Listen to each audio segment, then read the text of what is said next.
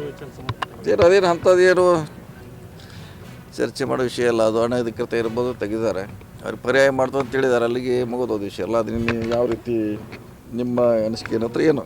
BJP ಅವರು ನಿಯೋಗ ಹೊರಟಿದ್ದಾರೆ ಸರ್. ಎದಕ್ಕೆ ಏನು ಇಲ್ಲ ಅಂದಮೇಲೆ ಅವ್ರು ಯಾಕೆ ಹೊರಟಿದ್ದಾರೆ? ಏನು ಯಾವುದ್ರೆ ಬಿಜೆಪಿ ಅವರು ಅಲ್ಲ, ಅದನ್ನು ಅವ್ರನ್ನ ಕೇಳಬೇಕಿಲ್ಲ. ಅದಕ್ಕೆ ಕೊಟ್ಟಾರೆ ಅವ್ರಿಗೆ ಗೊತ್ತು ರೀ. ಅದಕ್ಕೆ ಕೊಂಟಾರೆ. ಈಗ ನಮ್ಮ ಪಾರ್ಟಿ ಇತ್ತು, ಅದು ಅನಧಿಕೃತ ಅಂತ ತೆರವುಗೊಳಿಸಿದ್ದಾರೆ.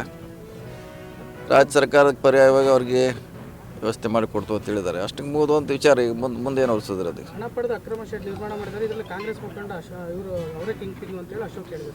ಇರ್ಬೋದು, ಅವ್ರ ಕಾಲ್ನಾಗ ಆಗಿರ್ಬಾರ್ದು. ಯಾರ ಕಾಲ್ನಾಗ ಇದನ್ನು ಗೊತ್ತಿಲ್ಲ.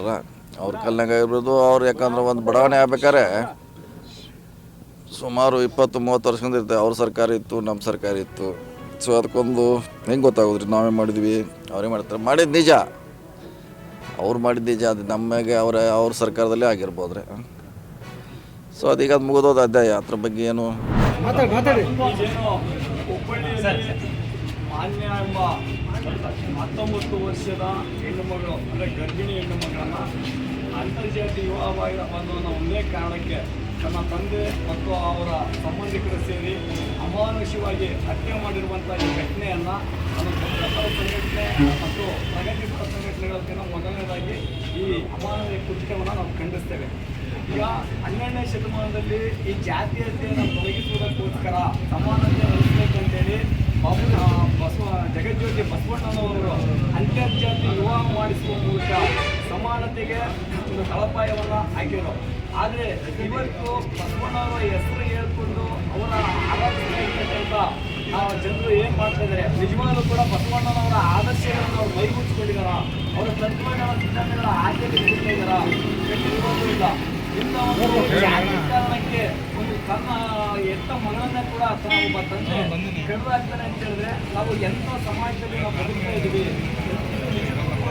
ಒಂದು ಆತಂಕದ ವಾತಾವರಣದ ಬದುಕ್ತಾ ಇದ್ದೀವಿ. ಇಂಥ ಒಂದು ಕೃತ್ಯವನ್ನ, ಇಂಥ ಒಂದು ಅಮಾನವೀಯ ಘಟನೆಯನ್ನು ಕೂಡ ಸಮರ್ಥನೆ ಮಾಡಿಕೊಳ್ಳುವಂಥ ಒಂದು ಉಗ್ರ ಮನಸ್ಥಿತಿಯ ಜನತೆಯನ್ನು ಕೂಡ ನಾವು ಬದುಕತಕ್ಕಂಥ ನಿಜಕ್ಕೂ ಕೂಡ ಆತಂಕವನ್ನು ಮೂಡಿಸ್ತದೆ. ಈ ಘಟನೆಗಳು ಮತ್ತೆ ಎಲ್ಲೂ ಕೂಡ ಇದು ನಡೀಬಾರ್ದು, ಮತ್ತೆ ನಡೆಯೋದು ತಿಳಿಸಬಾರ್ದು. ಈ ಸಮಾಜ ಸಮಾನತೆಯಿಂದ ಬದುಕಬೇಕು. ಜಾತಿ ಅನ್ನೋಂಥದ್ದು ಈ ಮನುಷ್ಯ ಜಾತಿ ಒಂದನೇ. ಇಲ್ಲಿ ಇನ್ನೊಂದು ಅನ್ನುವಂಥ 2 ಜಾತಿ ಬಿಟ್ಟರೆ ಇನ್ನು ಯಾವುದೂ ಕೂಡ ಜಾತಿ ಇಲ್ಲ. ಆ ದೇವರು ಕೂಡ ಜಾತಿಯನ್ನು ಮಾಡಿಲ್ಲ. ಈ ಜಾತಿಯನ್ನು ಮಾಡಿರ್ತಕ್ಕಂಥದ್ದು ಮನುಷ್ಯರೇ. ಈ ಜಾತಿಗೆ ಒಂದೊಂದು ಏನಂತಾರೆ, ಒಂದೊಂದು ಜಾತಿ ಒಂದೊಂದು ನೀತಿಯನ್ನು ಸೃಷ್ಟಿಸಿರುವಂಥದ್ದು ಈ ಮನುಸ್ಮೃತಿ. ಈ ಮನುಸ್ಮೃತಿ ಆಧಾರದಲ್ಲೇ ಕೂಡ ಇಲ್ಲಿವರೆಗೂ ಕೂಡ ಈ ಸಮಾಜ ಮೇಲು ಕೀಳು ಅನ್ನೋ ತಾರತಮ್ಯವನ್ನು ಬದುಕ್ತಾ ಇದ್ದೀವಿ. ಇದೆಲ್ಲರೂ ಕೂಡ ನಾವು ಬಿಡಬೇಕು. ನಾವೆಲ್ಲರೂ ಕೂಡ ಮನುಷ್ಯರ ಸಮಾನ ಅನ್ನುವಂಥ ಒಂದು ಮಾನವೀಯತೆಯನ್ನು ನಾವೆಲ್ಲರೂ ಕೂಡ ರೂಢಿಸ್ಕೊಳ್ಬೇಕು. ಈಗ ಮನುಷ್ಯತ್ವನೇ ಇಲ್ಲದೆ ಇರ್ತಕ್ಕಂಥ ಈ ಮರ್ಯಾದೆಯನ್ನು ತೆಗೆದುಕೊಂಡು ಏನು ಮಾಡ್ತೀವಿ? ಈಗ ಅವನು ಮರ್ಯಾದೆಗೋಸ್ಕರ ತನ್ನ ಮಗಳನ್ನ ಹತ್ಯೆ ಮಾಡಿದಾನಂತೆ. ಅವನು ಮನುಷ್ಯತ್ವನೇ ಇಲ್ಲ ಅಂದಮೇಲೆ ಈ ಮರ್ಯಾದೆ ತಗೊಂಡು ಏನು ಮಾಡ್ತೀರಿ? ಇನ್ನು ಜೀವನ ಪರ್ಯಂತ ಅವನು ಅಲ್ವಾ? ಹಾಗಾಗಿ ನಮಗೆ ಮರ್ಯಾದೆಗಿಂತ ಮನುಷ್ಯತ್ವ ಮುಖ್ಯ, ಮಾನವೀಯತೆ ಮುಖ್ಯ. ಆ ಮಾನವೀಯತೆ ಮನುಷ್ಯತ್ವವನ್ನು ನಾವೆಲ್ಲರೂ ಕೂಡ ಬದುಕೋಣ. ಜಾತೀಯತೆ ತಾರತಮ್ಯ, ಜಾತಿಯ ಸಮಾನತೆಯನ್ನು ನಾವು ಬದುಕೋಣ ಅಂತೇಳಿ ಹೇಳ್ತಾ, ಏನು ಈ ಹತ್ಯೆಗೆ ಸಂಬಂಧಪಟ್ಟಂತೆ ಈಗ ಆಲ್ರೆಡಿ ಈಗ 3-4 ಜನರನ್ನು ಬಂಧಿಸಿದ್ದಾರೆ ಅನ್ನುವಂಥ ಮಾಹಿತಿ ಇದೆ. ಇದರಲ್ಲಿ ಇದ್ರ ಹಿಂದೆ ಯಾರ್ಯಾರು ಅವರಿಗೆ ಬೆಂಬಲವನ್ನು ನೀಡಿದ್ದಾರೆ ಅವರನ್ನು ಕೂಡ ಬಂಧಿಸಬೇಕು. ಮತ್ತು ಈ ಕೃತ್ಯದಲ್ಲಿ ಭಾಗಿಯಾಗಿರ್ತಕ್ಕಂಥ ಈ ಆರೋಪಿಗಳೇನಿದ್ದಾರೆ ಅವರಿಗೆ ಆ ಗಲ್ಲಿಗೆ ಏರಿಸಬೇಕು. ಮತ್ತು ಈ ಕುಟುಂಬಸ್ಥರು ಏನಿದ್ದಾರೆ, ಈ ಹೆಣ್ಮಗಳನ್ನ ಮದುವೆ ಆಗಿದ್ದಂಥ ವಿವೇಕಾನಂದ ಅನ್ನುವಂಥ ಆ ಕುಟುಂಬಸ್ಥರಿಗೆ ಕಾನೂನು ಪ್ರಕಾರವಾಗಿ ಸೂಕ್ತ ರಕ್ಷಣೆಯನ್ನು ನೀಡಬೇಕು. ಅದ್ರ ಜೊತೆಗೆ ಏನು ನಮ್ಮ ಸಹೋದರ ಕುಬೇಂದ್ರ ಸ್ವಾಮಿ ಅವರು ಸರ್ಕಾರಕ್ಕೆ ನೇರವಾಗಿ 3 ಬೇಡಿಕೆಗಳನ್ನು ಕೂಡ ಇಟ್ಟಿದ್ದಾರೆ. ಅದು ನಿಜಕ್ಕೂ ಕೂಡ ಪ್ರಸ್ತುತ ಇದು ಅತ್ಯಗತ್ಯವಾಗಿ ಬೇಕಾಗಿರ್ತಕ್ಕಂಥದ್ದು. ಇಲ್ಲಿ ಅಂತರ್ಜಾತಿ ಜಾತಿ ಅಸಮಾನತೆ ಕೊಡಬೇಕು ಅಂತ ಹೇಳಿದ್ರೆ ಅಂತರ್ಜಾತಿ ವಿವಾಹವಾಗಬೇಕು. ಅದು ಬಸವಣ್ಣವರು ಹಿಂದೆ 12ನೇ ಶತಮಾನದಲ್ಲಿ 800 ವರ್ಷಗಳ ಹಿಂದೆ ಅದನ್ನ ಮಾಡಲಿಕ್ಕೆ ಅದು ಹೊರಟರು. ಆಯ್ತಾ?